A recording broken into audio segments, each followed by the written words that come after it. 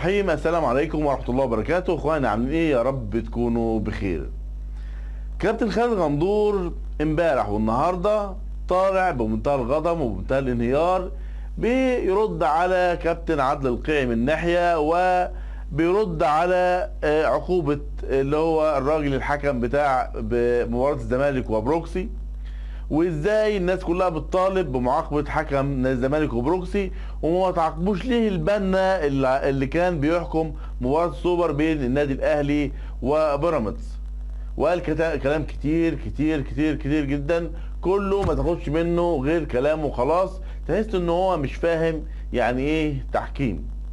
مباراه نادي الزمالك، مباراه نادي الاهلي وبيراميدز، اخطاء الحكم لم تؤثر على سير المباراه، واخطاء الحكم كان له بعض العذر فيها، لكن اخطاء حكم الزمالك وبروكسي اخطاء فادحة جدا وواضحة جدا، اخطاء غيرت نتيجة مباراة، اخطاء خلت نادي ملوش حق انه يكون متواجد في البطولة يظل متواجد في البطولة، واخطاء خلت نادي لا يعني من حقه انه يكون موجود خرجته بره البطولة.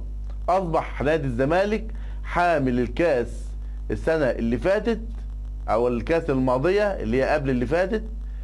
طبعا احنا عارفين النادي الاهلي هو اللي حاصل على البطولة كاس مصر، واللي قبلها كان نادي الزمالك.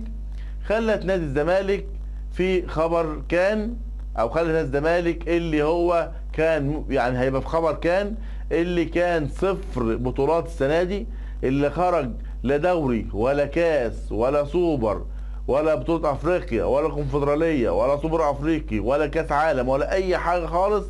حتى بطولة الصالات طالع ببطولتين 3، كان هيطلع كمان في المباراة ديت من كاس مصر، وكانت النتيجة هتكون يعني 0 بالثلث، وهي اصلا 0. فطالع خالد غندور زعلان ومتضايق وبيهاجم كل الناس عشان خاطر الحكم بتاع مباراة الزمالك وبروكسي. وطبعا اتكلم على ان ياسر عبد الرؤوف الراجل بيطلع على قناه الزمالك وبيحلل زي ما هو عايز، وبيقول انه بيتحدى قناه النادي الاهلي ان التحكيم فيها او التحليلات التحكيميه فيها تكون زي الزمالك.